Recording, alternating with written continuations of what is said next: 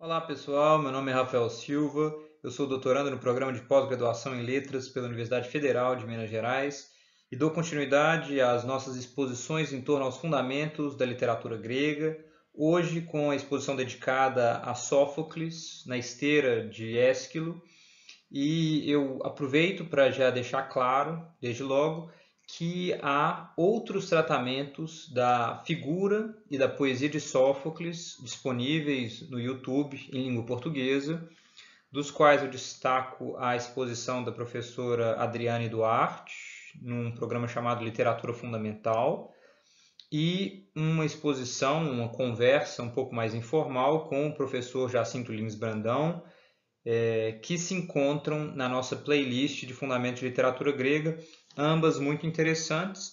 A proposta dessa leitura aqui hoje vai ser basicamente formalizar algumas questões, digamos, mais seguras da perspectiva histórica sobre a figura de Sófocles, trazer algumas considerações sobre a sua poesia à luz de estudos mais recentes e fechar com o que é uma análise pessoal, embora obviamente também muito amparada por estudos filológicos reconhecidos na área dos estudos clássicos, que foi defendida por mim num artigo sobre Édipo e que vai ser a parte final da nossa exposição de hoje.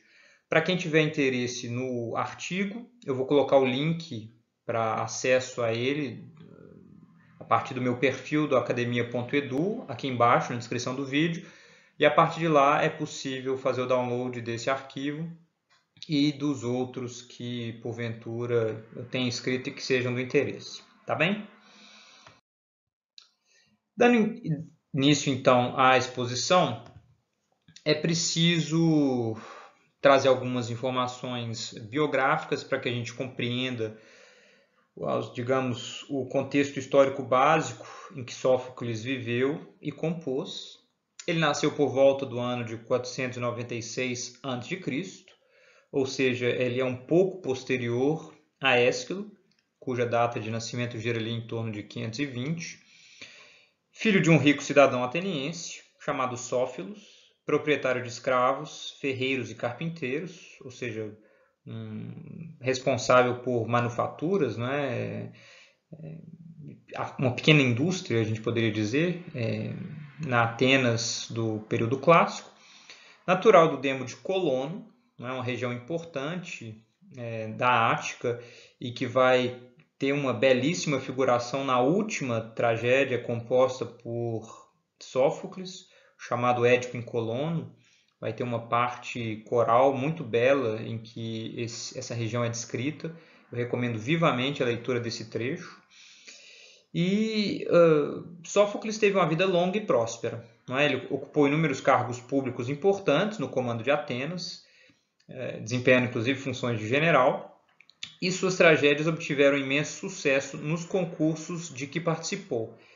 Esse é um dado muito interessante porque a gente sabe, a partir da exposição já anteriormente feita sobre as tragédias, não é, enquanto gênero poético na Grécia Antiga, que elas eram executadas no âmbito de festivais cívico-religiosos, ao fim dos quais eram escolhidos as peças vencedoras, né? Então o tragediógrafo responsável pelas peças vencedoras, e ele era então coroado. O sucesso de Sófocles é indicativo de que a sua poesia desfrutava de considerável prestígio público, ou seja, de considerável reconhecimento durante a própria vida do tragediógrafo. Isso indica que, seja pela abordagem, seja pela perspectiva de alguma forma sugerida em suas peças, seja por sua visão de mundo, no final das contas, Sófocles propôs trabalhos que ecoavam junto a seus contemporâneos, junto a seus conterrâneos atenienses.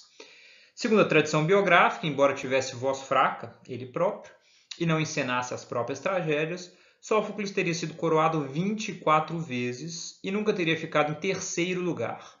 Ésquilo parece ter sido coroado 13 vezes ao longo de sua vida e Eurípides apenas 4. Esses são dados que corroboram isso que eu estava dizendo agora há pouco. Sófocles foi muito bem sucedido, né? Teve uma profunda aclamação popular. Jamais ter ficado em terceiro lugar nas competições é realmente extraordinário, não é? Isso quer dizer um nível de produção da perspectiva da sua recepção contemporânea altíssimo, né? Sófocles era visto realmente como sempre responsável por obras de alto nível, não é? Por espetáculos de alto nível. Ésquilo teve um considerável sucesso também em vida, não é? Parte das suas vitórias depois veio, enfim, quando suas tragédias foram encenadas póstumamente, mas em vida ele recebeu 13 premiações e Eurípides apenas 4. E isso é um indicativo de que Eurípides, de alguma forma, não agradava tanto seus contemporâneos quanto Sófocles e Ésquilo, numa provável sugestão do caráter polêmico adotado por ele em suas tragédias, já muito mais, digamos, aberto a uma mistura de gêneros, a um jogo com outros gêneros, para além do que era mais tradicional, pelo menos para seus contemporâneos, trazendo perspectivas também alternativas a uma perspectiva mais tradicional. Enfim, mas Eurípides não é o tema da exposição de hoje, sim Sófocles. E após uma existência próspera, não é, em que desempenhou esses cargos públicos, teve uma participação ativa na vida da polis, tanto como tragediógrafo quanto como, enfim, responsável por cargos públicos. Morreu em 406 a.C., ou seja, viveu cerca de 90 anos, antes de passar pelo desgosto de testemunhar a derrota de sua polis para Esparta na Guerra do Peloponeso. Tá? O fim da Guerra do Peloponeso é 404 a.C., então ele morre antes de ter esse desgosto. Ele que foi profundamente piedoso perante os deuses da sua própria cidade. Há uma passagem interessante da tradição biográfica que relata Sófocles recebendo a serpente sagrada de Asclépio em sua própria casa, fato provavelmente pelo qual ele foi eventualmente divinizado depois, com o nome de Dexius, né, o que recebe, enfim, de alguma forma o hospedeiro, né, o anfitrião. E todos esses são dados muito interessantes que pintam uma figura de Sófocles como, digamos, alguém muito benquisto em sua própria sociedade, alguém muito respeitador das normas tradicionais, e isso, a meu ver, é passível de ser reconhecido, embora obviamente passível de discussão também, nas próprias obras que ele nos lega. Sobre as suas obras, é importante notar que a maior parte do que chega para nós de suas tragédias, ou seja, de suas tragédias supérstites, é de datação incerta. Ou seja, pisamos em ovos quando falamos de uma evolução na composição sofocliana, porque, em primeiro lugar, a tradição biográfica nos afirma, não é? Salvo engano, essa informação se encontra na Enciclopédia Bizantina Suda, que Sófocles teria escrito 120 peças, das quais apenas 7 nos chegam. Então, isso é menos, não é, do que 10%, isso é, enfim, uma quantidade muito ínfima da produção de Sófocles que nos chega como tragédias supérstites. Então, o nosso recorte já é extremamente pequeno, limitado. E dentro desse recorte nós temos o problema da datação, que é não saber ao certo quais peças foram escritas antes de quais. A gente tem duas informações precisas, como a gente pode ler aqui na citação ao Vidal-Naquet. Apenas duas dessas peças têm datas precisas. O Édipo em Colono, que é sua última obra, e foi representado depois de sua morte. A morte acontece em 406, com representação em 401 a.C., sob o patrocínio de seu neto, Sófocles, o jovem. E a outra peça cuja datação nós conhecemos é o Filoctetes, que é de 409 a.C. Ou seja, nós sabemos de obras do fim da sua vida. Então, uma ensinada em 401, a outra ensinada em 409 a.C. Da Antígona, sabemos que foi representada antes da eleição de Sófocles como estratego, em 441 a.C., ou seja, a gente tem um terminus ante quem, tá? Então, antes do qual, Antígona foi representada então, antes de 441. Através de critérios discutíveis, as Traquínias e Ájax são datadas dos anos de 450 a 440 a.C., Édipo Rei e Electra de cerca de 430 a 420 a.C. Pode-se dizer que não sabemos nada sobre o início da carreira de Sófocles, cuja primeira vitória se situa em 468 a.C., vitória que, como nós vimos na exposição sobre Ésquilo, foi contra, né, esse grande tragediógrafo, né, que já estava no final de sua vida, em 468 a.C. Isso, como eu sugeri, nos deixa bastante cautelosos, ou deveria nos deixar bastante cautelosos na hora de falar da evolução do pensamento de Sófocles, ou na hora de propor uma espécie de desenvolvimento que vai da Antígona até Édipo em Colono, porque justamente a nossa mostragem é muito limitada e as informações mesmo dessa mostragem mais limitada são também limitadas, tá? Isso que o Vidal-Naquet chama de critérios discutíveis são sobretudo critérios advindos da estilística e de uma ou outra menção textual a possíveis fatos extratextuais. A questão da peste, por exemplo, com que se abre Édipo Rei. Alguns estudiosos veem ali uma alusão à peste pela qual Atenas passa no meados do primeiro ano da Guerra do Peloponeso, em 430, 429 a.C., e então sugerem que haveria ali uma intertextualidade, ou melhor, uma remissão em Édipo Rei a esse fato. É possível, né? Mas como o próprio Vidal-Naquet reconhece, esses são argumentos frágeis, sem muita certeza. Por isso, é complicado falar da evolução do pensamento desse autor. Esses dados presentes aí na citação que eu faço ao Vidal-Naquet me dão aso ainda para fornecer alguns esclarecimentos sobre a chamada trilogia tebana, não é? Que seria composta por Édipo Rei, Édipo em Colono e Antígona. Como vocês veem pelas datas, a Antígona aconteceu no que seria, a princípio, o início da carreira de Sófocles, Édipo Rei já no momento em que ele estava relativamente maduro e Édipo em Colono é a sua última produção. Ou seja, a ordem de composição e apresentação dessas tragédias é bem diversificada digamos, do desenvolvimento cronológico do enredo.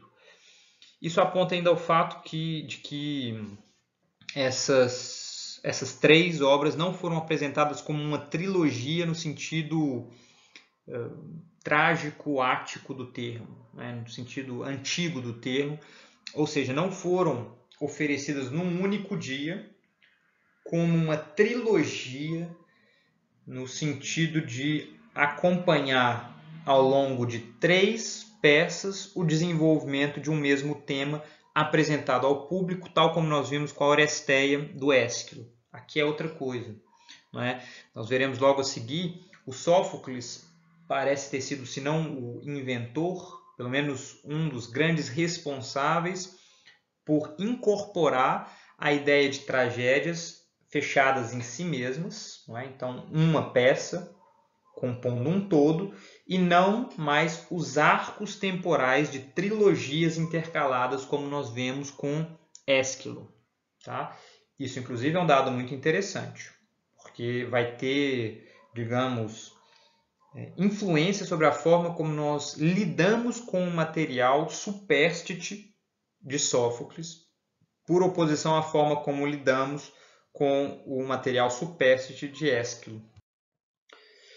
Então, entre Ésquilo e Eurípides encontra-se Sófocles, do qual podemos destacar algumas inovações em termos, digamos, de apresentação e de desenvolvimento mesmo das obras. A julgar pelas tragédias que nos chegaram, o método dramático de representar o dilema trágico a partir da figura de um único personagem dominante parece efetivamente ter sido uma invenção de Sófocles. É óbvio, nossas informações são muito limitadas. Pode ter sido um contemporâneo, um ligeiro predecessor de Sófocles, o responsável por desenvolver, pelo menos em germe, essa ideia básica que foi tão bem cultivada nas tragédias que nos chegam de Sófocles, de uma figura heróica que domina, por assim dizer, a ação com uma vontade que é bastante, digamos, férrea, né, que não se deixa dobrar pelos acontecimentos. E esse é o argumento principal do Bernard Knox, esse estudioso que eu cito aí. Tem vários estudos sobre Sófocles, o herói sofocliano, a têmpera do herói sofocliano. O desenvolvimento de tragédias autônomas, como eu sugeri anteriormente, então desligadas de uma trilogia tematicamente costurada, como vimos em Ésquilo, e a implicação para a qual eu aludi agora há pouco, em termos de interpretação, é: com Ésquilo, uma tragédia como As Suplicantes, não é? As Danaides, a gente tem ali o que é provavelmente, o que é certamente, a parte intermediária de uma trilogia mais ampla. A gente não sabe qual o rumo certo e certeiro que o final dessa trilogia cultivava. A gente conhece a história, a gente tem, digamos, resumos, por assim dizer, do mito, e a gente tem fragmentos também da trilogia, um discurso de Afrodite, por exemplo, né, da terceira parte da trilogia, mas a gente não sabe efetivamente como Ésquilo encaminhou a conclusão dessa tragédia. À luz da Oresteia, a gente pode imaginar, não é, um desenlace otimista, apontando talvez uma justiça divina que se faz valer na própria ação humana. Mas vejam, esse problema não acontece com Sófocles. Embora nós tenhamos apenas 7 de suas tragédias, essas 7 tragédias podem ser lidas em si mesmas como tendo início, meio e fim. Ou seja, fechadinhas, sem necessariamente pressupor uma ação que aconteceu antes. Obviamente pressupõe o tempo todo, mas não em termos dramáticos, e sem pressupor em termos dramáticos uma ação que virá a se desenvolver ainda. Tá? Então isso é uma consolação, é um consolo para quem se dedica à interpretação de tragédias sofoclianas, porque sendo autocontidas, nós podemos textualmente, né, ter alguma segurança na interpretação do todo. Aparentemente, segundo Aristóteles, não é, na Poética, Sófocles foi responsável pelo desenvolvimento de um terceiro ator. Nós vimos que na Oresteia, Ésquilo se vale de um terceiro ator, embora em suas outras peças muito provavelmente não. Então esse parece ser de fato um desenvolvimento técnico posterior. E nas tragédias de Sófocles, todas nós precisamos de 3 atores em cena para desempenhar os vários papéis necessários para a performance. Aqui, valendo sempre dizer aquilo, não é? 3 atores ou 2 atores não diz respeito ao número de personagens. Personagens são muito mais numerosos, mas os atores na antiguidade grega, não é? No período clássico em Atenas, eram responsáveis por mais de um papel dentro da mesma tragédia. Isso tem relação com o uso de máscaras, que facilitavam a identificação pelo público de um personagem, não é? E de outros, e fazia parte, inclusive, de uma espécie de capacidade virtuosística dos atores de desempenhar bem diferentes papéis dentro de uma mesma tragédia. Isso levando, inclusive, a dados muito interessantes, não é? Que seria, por exemplo, se a gente imagina o enredo como o das Traquínias, em que Héracles não, como a gente diz, contracena com Dejanira momento algum. Isso pode apontar para o fato de que Dejanira e Héracles foram desempenhados pelo mesmo ator. Não é? Em termos dramáticos, isso é interessantíssimo. Quem não conhece o enredo das Traquínias, eu sugiro que vá lá, não é? Dê uma lida nessa tragédia, bastante atípica da produção sofocleana, mas muitíssimo interessante, que narra o fim de Héracles, não é? O mito sobre o fim, a morte de Héracles, e esse dado de que provavelmente o mesmo ator que interpretava Dejanira na primeira metade da peça interpretava Héracles na segunda metade é muito significativo para a própria interpretação da performance. Tá? No limite, para a interpretação do texto, a gente poderia dizer. Um outro dado interessante é a quase total ausência de deuses em cena. A gente tem em Ájax a presença de Atena, embora seja discutível se ela era efetivamente representada por um ator. Há a sugestão dificilmente averiguável de que ela pode ter sido representada simplesmente por uma voz offstage, não é? Vinda de fora do palco. Enfim, quando eu digo palco, entendam cena, né? Ali daquele espaço da encenação. E isso provavelmente, aqui já é da ordem da interpretação pessoal, inclusive, diz respeito a um posicionamento de Sófocles com relação à divindade.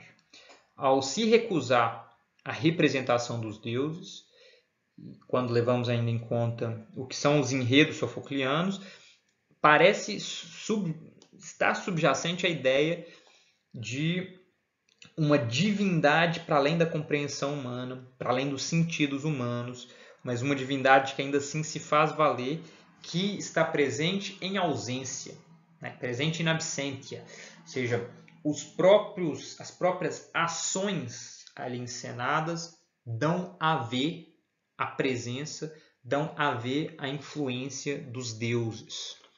Tá? Ou seja, a ausência de deuses em cena não aponta uma impiedade por parte de Sófocles, a meu ver, aponta muito mais uma profunda piedade, quase, a gente poderia, de forma muito anacrônica, dizer, da ordem de uma teologia da negatividade, não é? De uma teologia negativa. Ou seja, não se pode atribuir determinados atributos aos deuses, não é? Eles são inefáveis, num certo sentido. Obviamente, isso é extremamente anacrônico, mas só para entender de que forma eu encaro essa ausência dos deuses em cena nas peças de Sófocles. E ainda o emprego destacado de objetos cênicos com função dramática, como a espada de Ájax, a urna de Electra e o arco de Filoctetes, por exemplo. Inclusive, eu sugiro que quando vocês lerem essas peças, né, o Ájax, a Electra e o Filoctetes, vocês tenham em mente a presença desses objetos em termos do seu desempenho cênico, tá? Porque a ação em vários momentos gira em torno desses objetos. Isso é tematizado textualmente. A gente tem as referências à espada de Ájax, por meio da qual ele suicida. A gente tem a referência a essa urna de Electra, uma urna vazia, sobre a qual ela se derrama, não é? Sobre a qual ela derrama seu pranto, derrama seu luto, e que parece, então, por ser uma urna vazia, minar as bases mesmas do luto dessa personagem, que é um luto infinito, é um luto pelo pai perdido, assassinado pela mãe, é um luto pela própria vida perdida, desperdiçada, por conta dos vários acontecimentos da sua casa, e também o arco de Filoctetes, que é, digamos, o grande mote da ação dessa peça, uma vez que profundamente, digamos, requisitado para que os gregos tenham sucesso na Guerra de Troia. Todas essas inovações, contudo, colaboram para a constituição daquilo que é o mais fundamental dos traços distintivos de toda a obra sofocliana, a meu ver, os ensinamentos suscitados por sua cosmovisão trágica. E isso já aponta um dado interessantíssimo para nós, que é a dimensão didática, a dimensão pedagógica da tragédia, de modo geral, e da tragédia de Sófocles, de forma específica. E aqui preciso falar então dessas lições do poeta. O poeta trágico oferece uma série de lições sobre as relações entre os seres humanos e os deuses, entre os próprios seres humanos e sobre os valores no âmbito de sua própria sociedade. Isso é tematizado frequentemente. A tragédia sofocliana coloca valores em choque, coloca valores em discussão, em debate, mostrando muitas vezes a impossibilidade de chegar num meio termo, né? Mostrando que determinados valores são realmente irreconciliáveis, tá? É impossível reconciliá-los com uma sociedade democrática, por exemplo, com uma sociedade do debate, com uma sociedade mais plural, mais aberta, da resolução de conflitos com alguma flexibilidade. E não é à toa que Aristófanes, ao referir-se ao poeta trágico, não a Sófocles de uma forma específica, mas ao poeta trágico, o faz por meio dessa noção de didáscalos, isto é, de professor. Isso se encontra lá nas Rãs, uma comédia de Aristófanes, do final do século V, e que tematiza a tragédia enquanto forma de educação da polis. Não é? Eu recomendo vivamente a leitura dessa peça também, porque lá vocês vão ter um belíssimo exemplo de como o poeta trágico era reconhecido publicamente por sua função social. Não como alguém responsável por compor poemas que seriam lidos, não é, no recôndito do lar, mas sim por essas performances públicas de caráter religioso e cívico, de alguma forma responsáveis pela transmissão de mensagens educativas, mensagens que educavam não apenas o público, mas os próprios responsáveis pela performance, coro. Não é?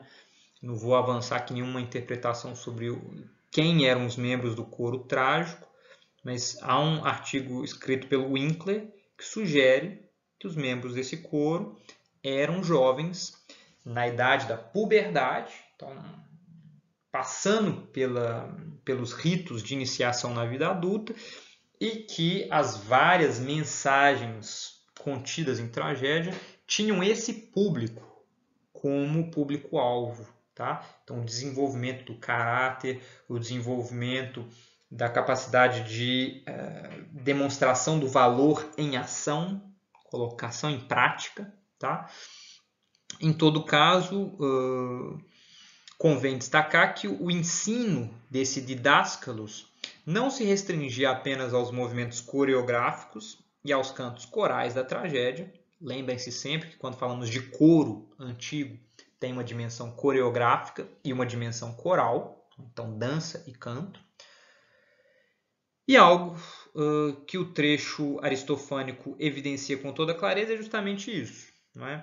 Nessa passagem das Rãs, a personagem de Ésquilo afirma o seguinte: os poetas devem ocultar o torpe, não encená-lo ou ensiná-lo. O mestre orienta crianças. Os poetas guiam gente jovem.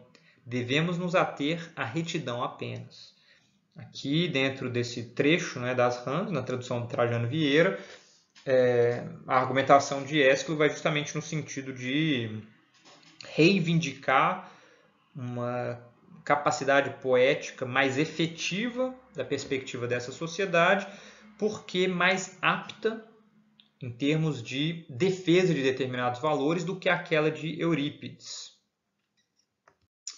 E falando de Sófocles especificamente, é possível destacar outro belo exemplo dessa dimensão didática da tragédia de modo geral, mas aqui no caso específico de Sófocles, que temos no encerramento da peça Antígona, quando o coro proclama o seguinte: a vida é grata se a ponderação prepondera. Erra quem ofende o nome, a mega parolagem da soberba, o mega açoite a pune, ensina a ponderar na senectude. Para quem não se lembra do enredo dessa tragédia, Creonte, tirano da cidade, tinha proibido que Antígona enterrasse seu irmão, Polinices, porque ele organizara um exército, não é? Uma campanha de guerra contra a própria cidade de Tebas para tentar reaver de seu irmão Etéocles o governo da cidade. E aí, com isso, ele promove o que é uma guerra externa, mas de motivação que nós poderíamos dizer de uma stasis, né, de uma sublevação interna. Ou seja, ele causa uma guerra civil, uma cidade que de seu interior se volta contra si mesmo e, de alguma forma, então, Creonte vê como necessário punir, após a morte desse jovem, o seu ato, a fim de dar o exemplo para as demais pessoas, para que seu ato não ficasse sem punição.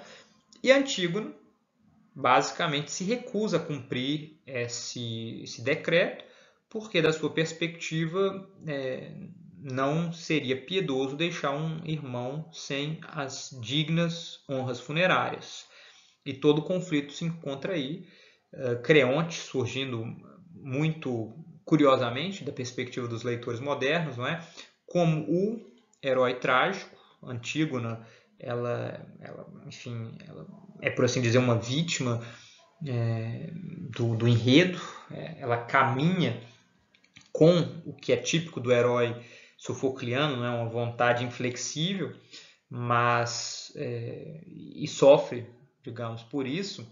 Mas se a gente compra o esquema da tragédia tal como proposto por Aristóteles, sobre o qual nós já falamos, não é?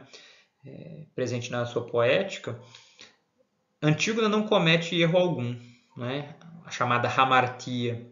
Inclusive é muito interessante ler a tradução do Trajano Vieiro da Antígona, porque ele mantém em grego mesmo, só que transliterado, na sua tradução para o português, as várias passagens em que o termo hamartia acontece. E aí ele faz sempre o jogo com a ideia de erro trágico, então fazendo uma espécie de tradução aristotélica, por assim dizer, da Antígona, que deixa muito claro que não é Antígona quem comete o erro trágico nessa peça, mas sim Creonte.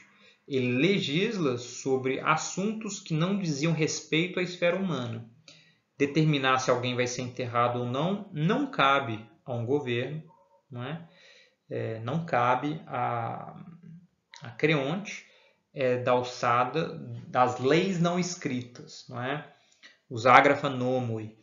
E nesse sentido é muito interessante esse enredo, porque tematiza, digamos, de alguma forma, mesmo que avant la lettre, a ideia de uma desobediência civil, não é, por parte de Antígona, que se vê então obrigada a desrespeitar uma lei considerada injusta da sua perspectiva e que é, no final das contas, uma perspectiva compartilhada, porque ela desfruta do apoio, digamos, da opinião pública, não é, de Tebas, embora Creonte domine ali o poder efetivo, tá?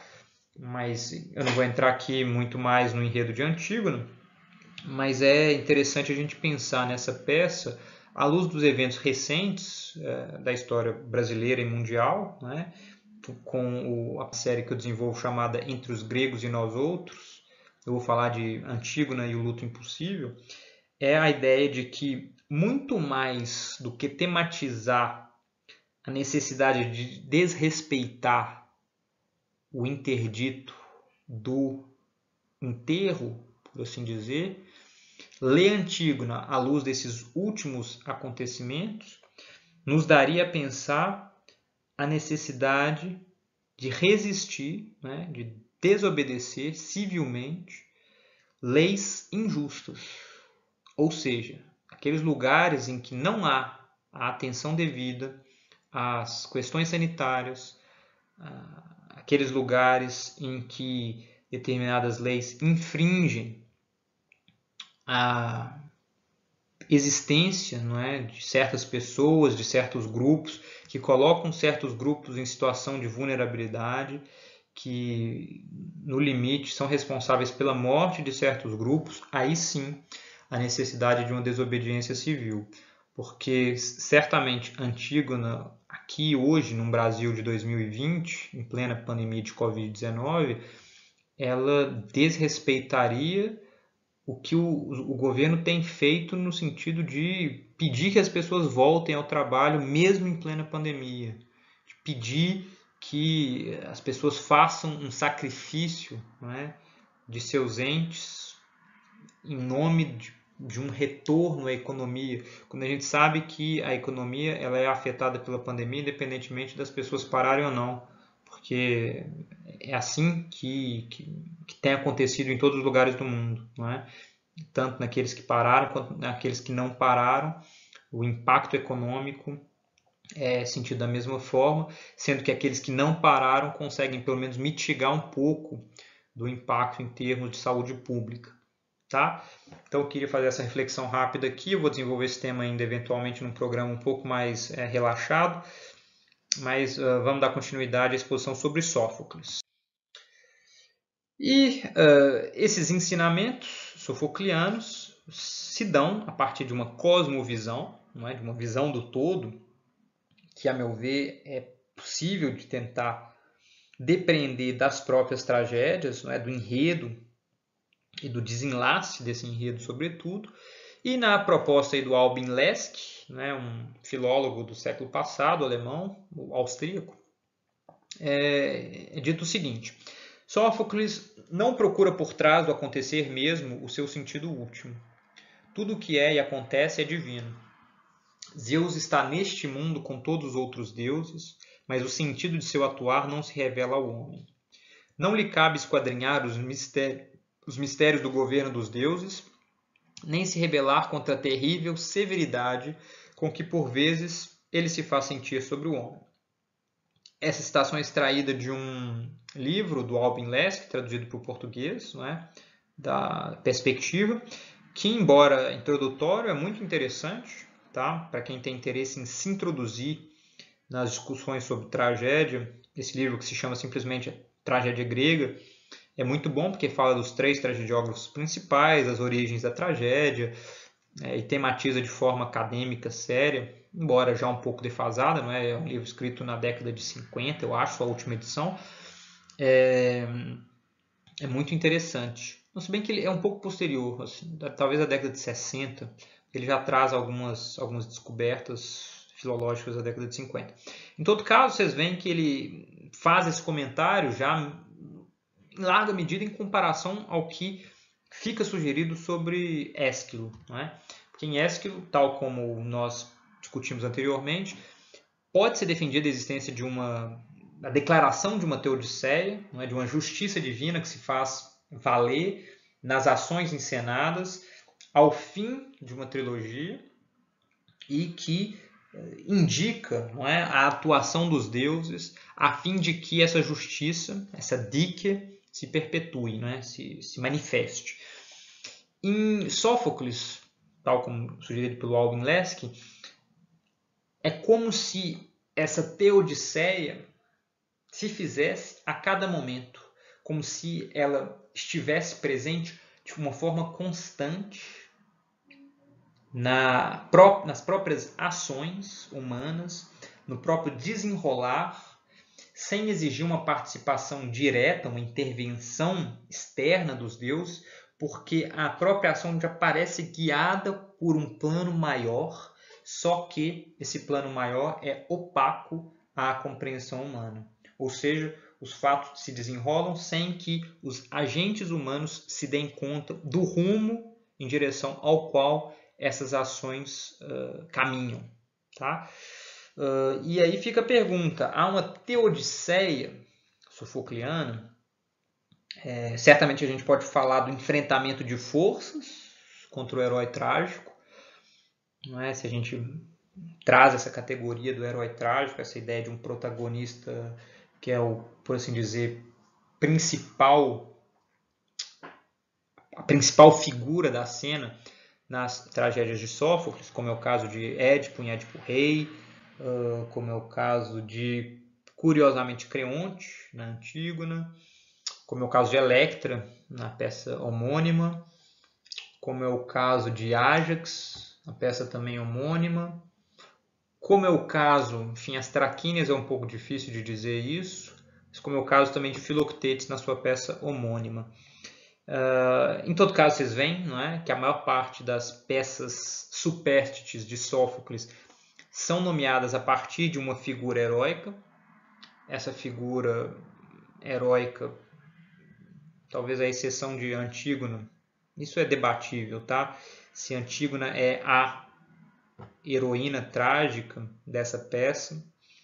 A meu ver, em termos aristotélicos, não é? Porque ela não comete hamartia em momento algum, ela não comete excesso, tá? Ela defende o que é, da perspectiva do desfecho da ação, a causa justa, embora da perspectiva do desenrolar da ação isso não seja, enfim, absolutamente claro desde o início. Seria possível debater e tentar defender o posicionamento de Creonte à luz dos acontecimentos do contexto, né? Digamos, do enredo, uma vez que esse enfrentamento entre as várias categorias presentes ali na peça, não é, o masculino e o feminino, o governante ou a polis e a família, não é, o oikos, o parente, parecem indicar algumas categorias com as quais os atenienses daquela época tenderiam a se identificar antes a Creonte do que a Antígona. Com isso eu quero dizer que, de alguma forma, há sim um conflito trágico, né, o posicionamento de Creonte e o posicionamento de Antígona, mas é difícil determinar com certeza que Antígona fosse a heroína no sentido aristotélico. Em todo caso, a tradição a reconheceu, não é, como a heroína da peça, uma vez que essa peça chega com esse título para nós, e as demais também, não é? Tem sempre uma figura heróica reconhecida como a figura heróica, Ájax, Filoctetes, Édipo em Colona, Édipo Rei, a exceção sendo então as Traquínias, a única peça de Sófocles nomeada a partir do coro. E isso é bem emblemático porque a peça, como eu sugeri anteriormente, é dividida em duas partes. A primeira das partes sendo dominada pela figura de Dejanira, a segunda pela figura de Héracles, sendo difícil determinar qual das duas é a figura dominante, sendo talvez possível dizer que há ali uma associação, não é, das duas, e por isso a tradição nomeou essa peça a partir do coro. Em todo caso, esses heróis, não é, essas figuras, esses protagonistas surgem como figuras decididas, inflexíveis, alheias à persuasão e à escuta, impetuosas, audazes, sendo esses heróis sofoclianos caracterizáveis pelo polissêmico adjetivo grego deinos, palavra de difícil tradução, que pode ser traduzida tanto como terrível, assombroso, admirável, aquilo que nos causa espanto, tanto para bem quanto para mal, e que é frequentemente usado, por exemplo, para Sócrates, por Platão, não é? Nos diálogos. Sócrates é frequentemente descrito por seus interlocutores como Deinóctatos, o mais assombroso dos homens, não é? O mais espantoso dos humanos. E várias das figuras heróicas em Sófocles são vistas dessa mesma forma. Antígona, por exemplo, é vista assim, Édipo é visto assim, Electra é visto assim, etc. Tá? E vocês veem, eu não respondi sobre então a presença de uma Teodiceia em Sófocles. Eu acho que, e isso vai ficar claro no final da exposição, há a sugestão da existência de uma justiça divina que se faz o tempo todo, que é anunciada pelos adivinhos, que é anunciada pelos oráculos, e que mesmo se contestada em algum momento da ação como talvez falível, como talvez não exata, vem a se manifestar pelo próprio desenrolar das ações, né? Pelo próprio desenrolar das atividades humanas ali encenadas. Se isso é visto como justo da perspectiva do protagonista, é uma outra situação, né? É uma outra questão. E é sobre isso que eu vou falar no final da exposição, quando nós levarmos em conta a figura de Édipo. Em todo caso, só para que se tenha brevemente uma ideia de uma outra peça, além da já mencionada Antígona, não é? Uma das das mais antigas, uma das primeiras, não é? Das mais recuadas, compostas por Sófocles, que chegam até nós. Temos aí Ájax, não é? Uma das também, né, talvez a mais recuada tragédia de Sófocles que chega a nós, que representa um herói altivo, levado à loucura pela inimizade da deusa Atena, implacável na forma como o humilha perante seu adversário Odisseu, protegido da divindade. E, digamos, o enredo básico de Ájax consiste no fato de que Ájax, após a morte de Aquiles, disputou, digamos, o primeiro lugar, como então, digamos, aquele capaz, ou mais capaz, de receber as armas de Aquiles, então de ter reconhecido o direito como o principal dos guerreiros gregos, mas Odisseu reivindica as armas e vence esse embate, essa disputa, tendo recebido em seu lugar as armas, numa bem clara alusão à diferença entre uma abordagem, digamos, intelectual, astuta do problema da guerra, representada por Odisseu, e uma abordagem mais bruta, baseada na força, tal como representada por Ájax, e essa escolha, não é, pelos guerreiros gregos parece indicar o que vai ser então, não é, o responsável pela vitória final dos gregos sobre os troianos, que é Odisseu, por meio justamente do apoio de Atena e o engano do cavalo de madeira que eles concebem a fim de conseguir entrar sorrateiramente na cidade e vencê-la. Tá? Mas tudo isso está de alguma forma no pano de fundo, porque a própria ação começa quando Ájax, louco, já havia matado parte do rebanho grego, imaginando que ele na verdade matava os próprios gregos, Agamenon, Menelau, e ele é representado no interior de uma tenda, a ponto de torturar uma ovelha, imaginando que se trata de Odisseu. Ou seja, Ájax, de alguma forma inconformado por ter sido preterido pelos seus companheiros em armas em prol de Odisseu, concebe esse plano de vingança, mas não consegue colocá-lo em prática porque Atena intervém e manifesta loucura, não é? nesse personagem. Aqui alguém já poderia dizer, mas você não disse que os deuses não intervêm diretamente na ação? Enfim, não intervêm em boa parte das tragédias de Sófocles que chegam a nós. O início de Ájax é meio sui generis, porque tanto representa uma deusa, aparentemente Atena se encontra em cena, pelo menos a voz dela se encontra em cena, e representa então um deus que age diretamente, que intervém na ação encenada. Em todo caso, essa peça é emblemática de outros aspectos da produção sofocliana. Aqui um trecho interessante, não é, dessa peça, em que logo no início Atena diz o seguinte a Odisseu: Vês, Odisseu, a força dos deuses quão grande é? Quem mais precavido que este homem, ou melhor em agir, oportunamente encontrarias? Odisseu responde: Não conheço ninguém. Contudo, compadeço-me dele, o miserável, ainda que seja meu inimigo, porque está subjugado por extravio nefasto, em nada considerando mais sua sorte do que a minha, pois vejo que nós nada mais somos do que fantasmas, quantos vivemos ou sombras leves. Aqui na tradução do Flávio Ribeiro de Oliveira, e que é uma passagem belíssima porque indica essa visão quase cruel, né, dos deuses, ou da atuação dos deuses, tão alheios, por assim dizer, tão além, né, da esfera humana, que no limite desumanos. Não é?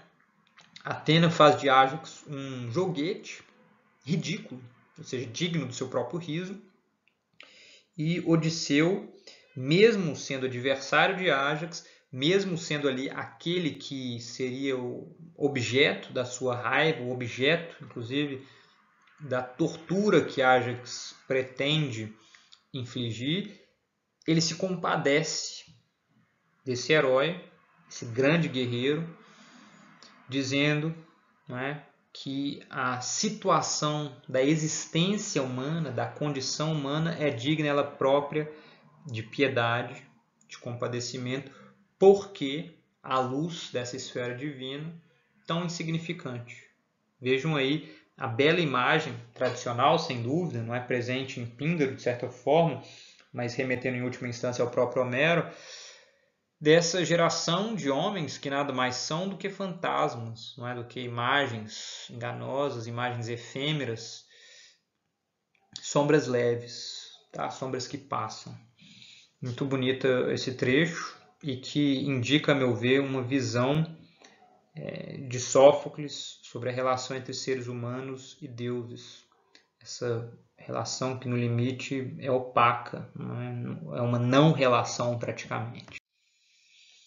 E num outro trecho dessa tragédia, ainda aqui para ilustrar um outro aspecto, Ájax diz o seguinte, ele já recobrou nesse momento a sanidade, a consciência, viu o que ele havia feito em sua loucura, destruindo os rebanhos gregos, e ele reconhece imediatamente que seria alvo do ridículo de seus companheiros quando amanhecesse e suas ações fossem descobertas.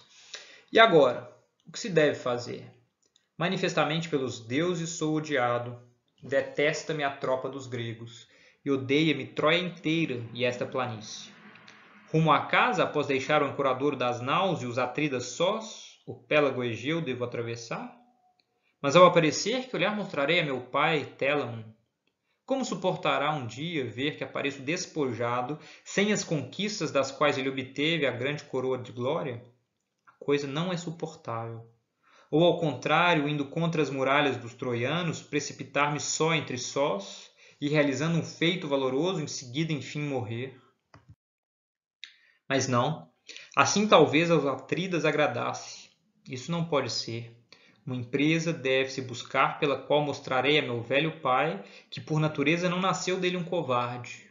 É vergonhoso um homem precisar de longa vida se ele em nada altera seus males, pois em que o dia a dia lhe pode satisfazer se o aproximou, mesmo ao afastá-lo da morte? Eu não estimaria digno de nenhuma menção um mortal que em vazias esperanças encandece. Não, ou nobremente viver, ou nobremente morrer. Ao homem bem-nascido convém. Ouviste tudo. Aqui fica muito clara a ideia de um isolamento, tal como defendida pelo Bernard Knox, não é, para o herói sofocliano, que se vê aliado da família, que se vê aliado dos amigos, que se vê aliado, inclusive, dos próprios inimigos. Ele concebe o plano de investir contra os inimigos de maneira meio suicida, matar alguns, fazer o que ele chama ali de uma ação valorosa, não é, digna do Cleos, digna do canto tradicional, da memória. Mas ele diz, isso agradaria meus inimigos atuais, que são Agamenon e Menelau, Odisseu, porque eu mataria guerreiros troianos, e eu não quero agradar meus inimigos. Ou seja, todas as pessoas se tornam um pouco inimigas dele. Tirando a própria família, que vai ter apenas vergonha, não é, de sua retirada de combate, caso ele volte. Essa é a primeira alternativa que ele avalia. Os demais parecem figurar como inimigos seus. Há então, não é, esse posicionamento de um isolamento que é ou você está comigo ou está contra mim. E no limite, não é, com o caminhar do enredo, todos parecem se voltar contra esse herói que se vê então absolutamente isolado, não é? E isso, de uma perspectiva grega tradicional, é tudo menos elogiável, não é? Porque de uma perspectiva grega tradicional, o indivíduo existe sempre no âmbito de uma coletividade. Ou seja, um sujeito, né, um cidadão, é sempre um cidadão porque ele faz parte de uma polis, de um conjunto de cidadãos. E é isso que lhe confere identidade, ou pelo menos a identidade mais importante, que é a identidade política e, enfim, num outro plano, a identidade familiar, não é? A identidade de pertencer a um oikos específico, mas sempre na ideia de um conjunto, e esses heróis parecem colocar uma ameaça a essa ideia de conjunto. Isso fica muito claro aqui com Ajax. Eu não vou tratar mais dessa tragédia, eu vou entrar aqui agora em Édipo Rei, mas só para deixar claro, não é? O isolamento de Ajax é tão grande que, tal como já fica sugerido nessa passagem que acabamos de ler, a única alternativa para ele vai ser o suicídio, que curiosamente é cometido em cena, tá? Então, aquela ideia neoclássica, não é, de tragédias áticas não encenarem a violência, ela tem um lado de verdade, porque grande parte da violência das tragédias é narrada por mensageiros, ela não é representada, então a gente não tem sofoclianas, não é? Porque esses heróis despertam em nós, assim, teríamos um dia ser submetidos ao mesmo tipo de peripécias e sofrimentos que eles, uma vez que o engano, o erro cometido por eles, não é um erro moral, mas um erro de cálculo, um erro de conhecimento.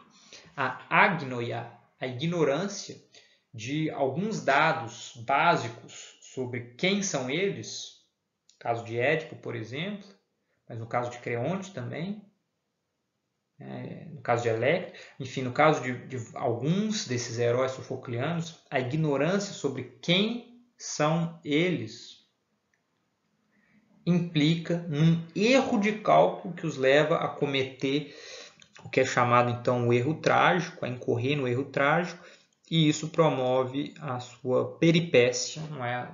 A reviravolta no seu destino, a partir do esquema proposto por Aristóteles. Tá? Enfim, desculpem pelo discurso aí, meio longo, mas eu acho que esse jogo entre Aristóteles e Sófocles é bem interessante e é produtivo. Né? A gente pode ler a teoria da poética e tentar compreender até que ponto ela explica algumas peças, a meu ver, sobretudo as sofoclianas, e até que ponto ela não tem validade, como no caso de muitas das tragédias de Eurípides e quase da totalidade das tragédias de Ésquilo. Com isso a gente entra no prometido Édipo Rei, sobre o qual eu escrevi um trabalho mencionado anteriormente, cujo endereço eu vou disponibilizar aqui embaixo para quem tiver interesse em ler. E Édipo Rei, quando falamos dessa peça, é preciso ter em mente que Édipo é profundamente ambíguo. Ele trabalha com a ambiguidade como uma característica fundamental e há uma espécie de duplicidade fundamental do Édipo. Nos dizeres desse estudioso, não é, de Sófocles, que é o Bernard Knox, nesse livro que ele dedica a Édipo, é dito, pois nessa peça existem dois Édipos. Um deles é a figura magnífica das cenas de abertura, o Tyrannos, o tirano ou soberano, o rei, o homem de riqueza, poder e conhecimento, o melhor dos homens, o intelecto e a energia que conduzem à busca pelo assassino de Laio. O outro é o objeto da busca, Totsetúmenon, uma figura obscura, Ton Adelon Andra, que violou o mais poderoso dos tabus humanos, um parricida incestuoso, o mais maldito dos homens. No fim, um Édipo encontra o outro. Mas mesmo antes disso acontecer, ambos já estão simbolicamente igualados no nome do herói Édipo, que conecta o conhecimento, oida, eu sei, um verbo em grego antigo, do tirano confiante com os pés inchados, pus, pés, do filho pária de Laio. O próprio nome Oidipus, em grego antigo, Édipo, já traz em si a ideia de eu sou o que conhece os pés. Uma referência tanto à resolução da charada pela esfinge, colocada pela esfinge por Édipo, que o leva então a assumir o trono em Tebas, quanto numa alusão algo irônica ao fato de que ele não reconhece o sentido último dessa charada, quem ele é, quem é o homem. Né? E essa sugestão do Bernard Knox é muito interessante, porque parece haver de fato um jogo aritmético ao longo da tragédia sobre quantos são os assassinos de Laio, quem é o assassino de Laio, quem é seu filho, quem é o filho de Jocasta, quem é Édipo, quem ele vai matar, com quem ele vai, enfim, e assim por diante. Tá? Isso é realmente tematizado ao longo do enredo como um todo. E é muito interessante a gente notar aqui, numa referência a Foucault, que a revelação divina da verdade desse enredo já é dada no primeiro terço. No primeiro terço da tragédia, nós já temos dita com todas as palavras a verdade pela qual Édipo busca. Não é? Eu não vou entrar aqui nos meandros do enredo de Édipo Rei, eu vou dizer simplesmente que enfim, o enredo sendo bem conhecido, Édipo é filho de Laio, com Jocasta. Laio, filho de Lábdaco, recebera uma profecia segundo a qual, se ele tivesse um filho, ele seria assassinado por esse filho, e esse filho transaria com sua mulher. Laio evita filhos, mais uma vez embriagado, ele transa com... ele fecunda Jocasta, Jocasta concebe esse filho e eles resolvem expô-lo na natureza, isso quer dizer abandoná-lo na natureza. Eles não apenas entregam então essa criança para um pastor, deixá-la numa montanha, mas ainda instruem esse pastor para furar o pé do jovem Édipo, né, da criancinha, a fim de garantir, amarrando-a, que ela não conseguiria engatinhar e se salvar daquele monte. Por uma coincidência trágica, não é? Ou, enfim, difícil determinar, mas enfim, por algum tipo de coincidência, um outro pastor, coríntio, passava por ali, recolhe a criança. Ele sabe que os reis de Corinto eram até então inférteis, não tinham descendentes.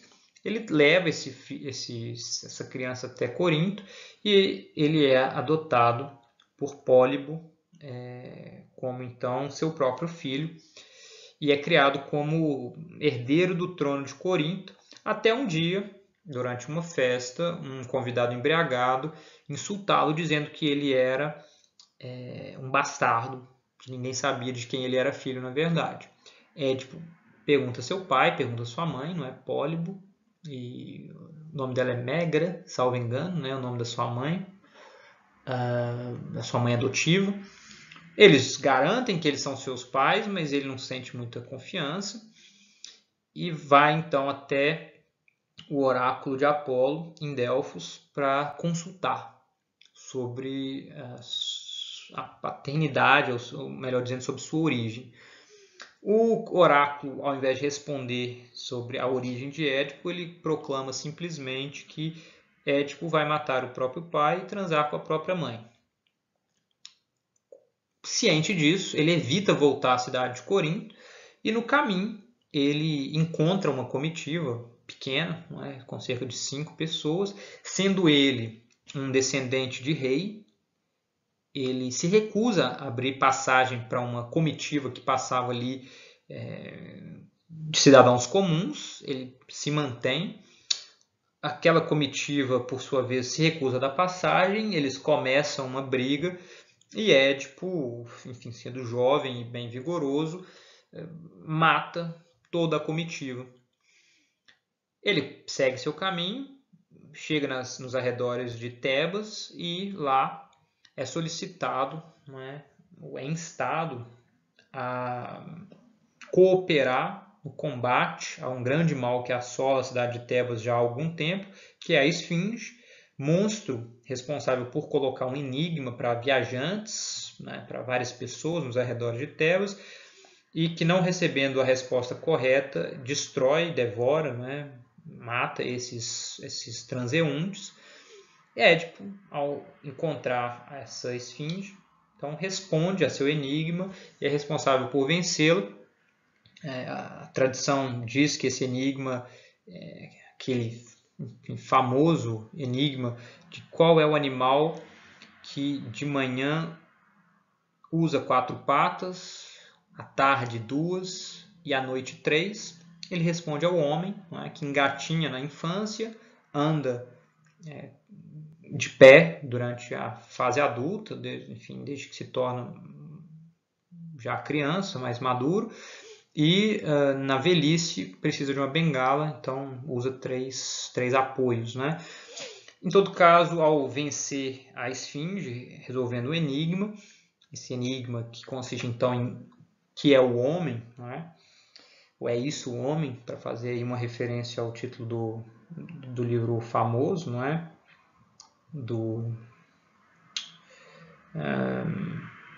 É isso o homem, é questo l'uomo, no título célebre de Primo Levi, o nome me fugiu. Édipo então é coroado rei de Tebas com a condição de que ele se case com a viúva, a recém-viúva do antigo rei de Tebas, Laio, e ele se casa então com Jocasta, essa viúva.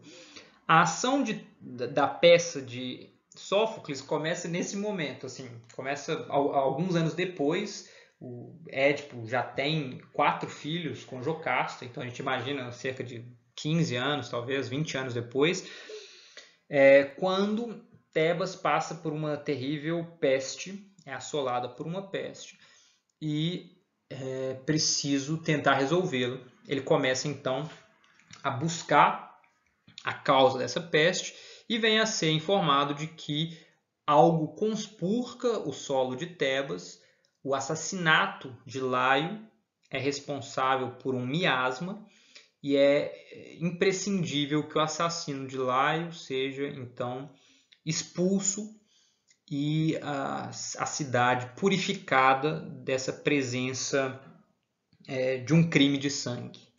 Édipo, como rei muito seguro de si, proclama uma série de maldições contra esse assassino, coloca-se imediatamente a serviço dessa busca, né, e dá início então à sua investigação, convocando Tiresias, que é o momento no qual eles têm uma disputa. Tiresias se recusa a responder às instâncias de Édipo, e Édipo acusa então Tiresias de talvez macomunar para tentar tomar o poder em Tebas, acusando inclusive o adivinho de talvez ter participado, se não como agente, não é, porque Tiresias é cego, participando talvez como mandante ou como um dos responsáveis pelo assassinato do antigo rei de Tebas, Laio. E é nesse momento em que Tiresias, bastante fora de si, revela toda a verdade para Édipo. Diz: você é quem você mesmo procura, você é o responsável por esse assassinato, você matou seu pai, o rei da cidade de Tebas, você transou com sua mãe. E, enfim, não com essas palavras, não dessa forma, não é, a revelação um pouco mais indireta, quando a gente, enfim, está testemunhando o diálogo entre os dois, mas em todo caso é como Foucault sugere. Temos aí toda a verdade, mas na forma prescritiva e profética que é característica ao mesmo tempo do oráculo e do adivinho. A essa verdade que de certa forma é completa, total, em que tudo foi dito, falta entretanto alguma coisa que é a dimensão do presente, da atualidade, da designação de alguém. Falta o testemunho do que realmente se passou. E é isso que nós testemunharemos, não é, no final da segunda metade da tragédia, a forma como essas ações serão provadas em cena. Haveria muito mais o que comentar. Eu dei uma enxugada aqui nas passagens que falavam de Jocasta, de alguma forma rechaçando os oráculos como indignos de confiança, fato que desperta a atenção de Édipo, uma vez que nesse momento ela menciona o assassinato do rei Laio no encontro entre 3 estradas, uma encruzilhada de 3 estradas, e Édipo então tem uma reminiscência a partir desse momento e identifica que ele talvez possa ser então responsável pelo assassinato do rei. Eu enxuguei também a referência aos vários reconhecimentos que pouco a pouco começam a acontecer, não é? tendo ali, por exemplo, as cicatrizes nos pés de Édipo, as referências ao oráculo do filho de Jocasta, as referências ao oráculo do próprio Édipo, e assim por diante, mas sendo sempre esses reconhecimentos postergados, não é? Levando a um crescendo na tensão dramática, que culmina eventualmente com o reconhecimento de Édipo, no momento em que são trazidos a um só tempo para a cena duas figuras bem importantes para esse reconhecimento efetivo, que são, num primeiro momento, o antigo pastor coríntio, que levou o jovem Édipo para Tebas e que vem trazer para Corinto, perdão, e que vem trazer até Tebas as notícias da morte de seu pai adotivo, Pólibo, não é? Então, essas duas figuras, que são a do mensageiro da morte de Pólibo e o pastor responsável por levar Édipo, criança, para Corinto, são juntas, não é? São de alguma forma mescladas numa única figura ali em cena, são a mesma, né? Da mesma forma como o responsável por testemunhar o assassinato do rei Laio, por quem quer que tenha feito isso, na primeira versão dele, bandidos, né, salteadores, é a mesma figura que muitos anos atrás tinha sido responsável pelo próprio Laio de levar a jovem criança até o monte, amarrar seus pés, furar seus pés e amarrá-la a fim de que ela fosse deixada lá e morresse, não é? Então vejo aí o reconhecimento de duas figuras que aparecem mescladas, né, cada uma delas numa só. Então 4 figuras se tornam 2 em cena, e essas duas são confrontadas por Édipo, cada uma então conferindo, não é, a sua versão, oferecendo a sua versão dos fatos, e Édipo finalmente compreende toda a verdade, que ele era de fato quem ele procurava desde o início da peça, o responsável pela morte do rei Laio, mas mais do que isso, o responsável por matar o próprio pai, transar com a própria mãe e ter vários filhos com ela, não é? Polinices, Etéocles, Antígona, Ismene, e no final das contas compreende, não é? Reconhece em si aquele que ele procurava e compreende o seu erro, compreende quem ele é de fato naquele momento. Mas vejam como o Liapis chama atenção para um fato interessante, não é, esse estudioso. Assim que a nova identidade única emerge da confusão anterior da dupla identidade, quem era Édipo, torna-se claro que essa identidade única é, na verdade, constituída por uma série de desdobramentos de papéis ou valores duplos. Marido e filho para sua mãe, pai e irmão para seus filhos, e assim por diante. Um procedimento paradigmaticamente racional, a investigação do assassinato de Laio, faz com que as fundações mesmas da lógica humana, tal como a simples suposição de que um não pode ser muitos, entrem em colapso numa caótica desordem. Quando eu disse há algum tempo que a peça Édipo Rei de Sófocles trabalhava com problemas aritméticos, é por isso, porque na primeira versão do sobrevivente ao massacre perpetrado contra a comitiva do rei Laio, o responsável por esse massacre era um grupo de bandidos, um grupo de salteadores. E Édipo, quando ouve essa primeira versão, ele diz, mas como eu sou responsável por isso se eu sei que eu nunca participei de um grupo de salteadores, se, enfim, vários não pode ser um, ou um não pode ser vários, né? Logo na sequência, ao se reconhecer como esse filho da profecia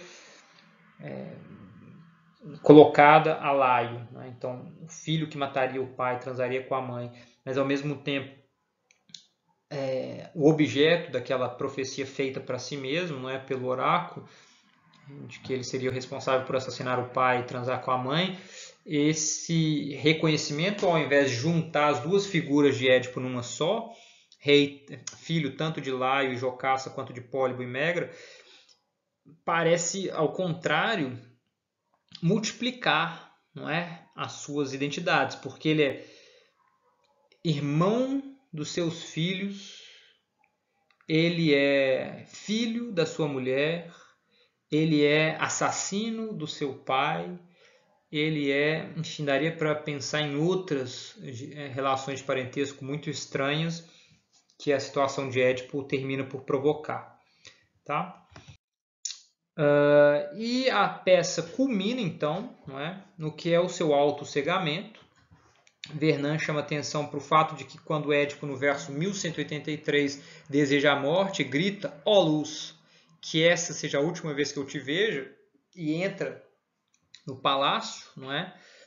O emprego da palavra phos, luz, não é? Seria responsável por minar aí mais uma vez o sentido do que diz essa personagem, pois phos tem dois sentidos em grego, luz da vida, luz do dia. É o sentido que Édipo não quer dizer que se tornará o verdadeiro, porque ele entra com o propósito suicida, não é? De tirar a própria vida, incapaz de tolerar a ideia de ser esse parricida, regicida, incestuoso, que ele se descobriu do dia para a noite, não é? Então, a famosa peripécia do seu destino, mas confrontado então com o corpo da mãe morta, mulher morta, Jocasta, ele desprende o seu véu, né? Ele desprende o seu manto, o manto de Jocasta, os dois pingentes que seguravam o seu manto, e ao vislumbrar aquele corpo morto, nu, diante de si, aquele corpo que ele amara tanto como o corpo de mulher, não é? Um corpo de mulher desejada, mas ao mesmo tempo o corpo do qual ele próprio saíra como filho, então corpo de mãe. Ele não tolera aquela visão e por meio dos broches que seguravam então o manto materno, o manto da sua mulher, ele se cega, não é? E se Édipo cega seus olhos, é como ele explica, porque se lhe tornou impossível sustentar o olhar de qualquer criatura humana entre os vivos e entre os mortos. Se tivesse podido, ele teria também obstruído seus ouvidos para isolar-se numa solidão que o separasse da sociedade dos homens. E tentando compreender esse gesto extremo, não é, a gente poderia eventualmente usar aí as explicações psicanalíticas, não é, para a ideia de uma espécie de automutilação do falo, né? Então, os olhos como representação do falo, embora eu pessoalmente não seja muito afeito às explicações freudianas do Sófocles, certamente não, mas do fenômeno literário como um todo eu tendo a ser meio cético com relação a certas proposições. Em todo caso, eu acho muito interessante essa proposta da Júlia Cissa, que diz que o autocegamento de Édipo não é nada mais do que um monstruoso autorreconhecimento. Ele é quem fez aquilo e está agora, por assim dizer, arrependido. O parricida incestuoso pode apenas se valer de uma expressão hiperbólica de dor a fim de executar um ato, e não apenas um ato discursivo de remorso, em proporção com a magnitude de seu incomensuravelmente grande erro, não é, sua megale hamartia. Ele atinge seus olhos, precisamente porque são eles os órgãos de sua agnoia, não é, de sua ignorância, a parte dele que deveria ter sido capaz de ver, não é, e que não viu. Eu acho essa interpretação do gesto de Édipo muito interessante, não é? Obviamente a gente poderia apelar para questões de instintos que não excluiriam essa, mas em termos de explicação da personagem eu acho isso muito interessante, sobretudo levando em conta, como faz a Júlia Cissa nesse seu artigo, a estrutura de um funcionamento da tragédia em Sófocles que parece estar na base das ideias da poética de Aristóteles, né? Então, a ignorância que leva a um erro, esse erro que leva a uma transformação do enredo, não é? do sentido de uma vida, e que então reconhecida eventualmente com a peripécia, com reconhecimento, né? A anagnórisis, reconhecimento que quando coincide com a peripécia é ainda maior em termos de efetividade, tal como dito pelo Aristóteles, e que coincide em larga medida com o que a gente encontra no Édipo Rei, né? Porque ao se reconhecer como Édipo filho de Jocasta e Laio, então assassino do pai, amante da mãe, que a peripécia na vida de Édipo acontece, a reviravolta nos fatos de sua vida acontece, então reconhecimento e peripécia aí coincidem. Tá? Muito curioso que a avaliação de Aristóteles positiva desse dado coincida com o que a gente encontra justamente em Édipo Rei de Sófocles. E com isso, já caminhando para o final, não é, da exposição sobre Édipo e sobre Sófocles de modo geral, a gente pode dizer, não é, que com esse desenlace da ação de Édipo, ele efetivamente se reconhecendo como aquele que ele procurava, então o responsável pelo miasma na cidade de Tebas, não temos aí o rebaixamento moral dessa figura, não é? Tal como ele vai reiterar em Édipo em Colono, uma tragédia que infelizmente nós não vamos cotejar aqui hoje, por uma questão de tempo, já está muito longa essa exposição, mas ele vai reiterar sua, digamos, inconsciência de todos os atos perpetrados por ele, no que diz respeito a, digamos, saber quem é o pai, saber quem é a mãe, ou seja, ele não, embora seja um parricida, embora seja um regicida, seja um incestuoso, ele não vai reconhecer culpa, né, dolo nessas suas ações, ou seja, ele não infringiu esses tabus de forma deliberada, mas ele infringiu. Né? E isso é o que importa da perspectiva grega antiga. Não a culpa de uma perspectiva jurídica no sentido de ter a intenção de, mas sim a culpa no sentido de ter feito a ação, ter sido responsável por ela. Tá? E nesse sentido, o Édipo chega ao final da peça, Édipo Rei, e ele mantém essa atitude ao longo de toda a peça Édipo em Colono, orgulhoso. No sentido, ele diz, eu sou aquele que agiu, eu sou aquele que, instado a buscar quem era, descobriu quem era, descobriu a sua própria ignorância. Ele é rebaixado em termos sociais, né? Em termos de se tornar um pária social, um indesejado, porque maculado em termos religiosos também, essa mácula profunda de um tabu, enfim, realmente terrível, não só para os gregos, mas para a maior parte das sociedades humanas, e ele chega ainda assim capaz de manter a cabeça erguida. E aqui, a meu ver, se revela o que eu entendo como a mais interessante, talvez, mensagem, ou a mais interessante ideia passível de ser construída a partir das tragédias sofoclianas. E eu vou citar o Bernard Knox porque, a meu ver, essa formulação dele é sensacional. É a conclusão do seu estudo sobre Édipo, né? A tragédia de Sófocles nos apresenta uma terrível afirmação da posição subordinada do ser humano no universo e, ao mesmo tempo, uma visão heróica da vitória do homem na derrota. O homem não é igual aos deuses, mas em sua grandeza, como Édipo, é capaz de algo que os deuses, por definição, não podem vivenciar. A visão trágica e orgulhosa de Sófocles vê na fragilidade e na derrota inevitável da grandeza do homem a possibilidade de um heroísmo puramente humano, que os deuses jamais poderão alcançar, pois a condição de sua existência é a vitória eterna. Ou seja, a definição daquilo que é ser Deus, por oposição àquilo que é ser humano, não permite que deuses tenham um posicionamento heróico face à existência, simplesmente porque eles não arriscam a vida, simplesmente porque eles não têm limites, enfim, isso é passível de discussão, mas no conhecimento, eles não agem com ignorância, né, com desconhecimento de causa, enquanto nós, seres humanos, com nossas capacidades limitadas, com nossa vida limitada, podemos fazer dessa vida um meio efetivo para a demonstração de valores como a crença no poder da razão, tal como Édipo afirma ao longo de toda a tragédia, a crença no valor guerreiro, como Ajax faz, a crença no Cleus, no valor, na honra, no renome guerreiro, como faz Filoctetes, e assim por diante, né? Ou seja, o herói sofocliano ele afirma a capacidade humana na própria fragilidade da condição humana, não é? É a flor que nasce no asfalto, para fazer referência a essa bela imagem de Drummond, não é? E é muito interessante pensar isso.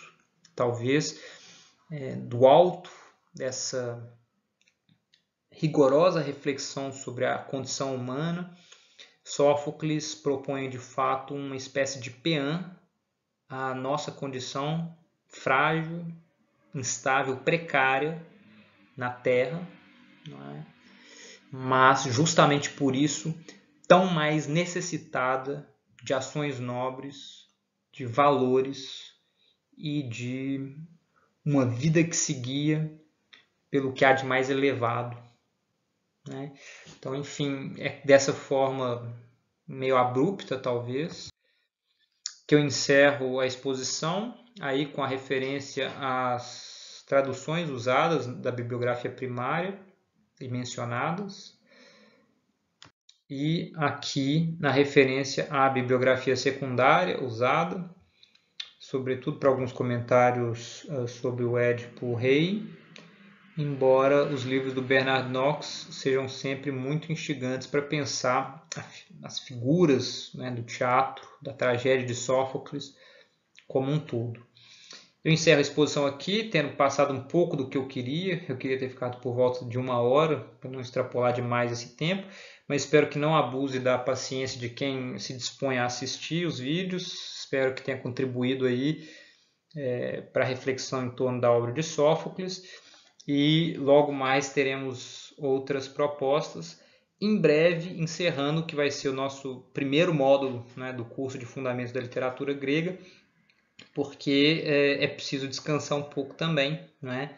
Aqui nós estamos chegando por volta do final do século V, eu vou ainda propor algumas reflexões, mas nós em breve vamos chegar ao final desse módulo, e só daqui a um tempo devo retomar com a poesia helenística, né? Por hora eu vou deixar algumas referências, não é? A Eurípides e a Aristófanes, não é? As tragédias então de Eurípides e as comédias de Aristófanes, em vídeos que eu já encontrei no YouTube anteriormente. Não vou tentar sistematizar nada meu por hora, mas eventualmente eu volto a essas figuras importantíssimas que devem constar aqui com certeza. Mas é isso. No mais, um forte abraço, muito obrigado e até a próxima.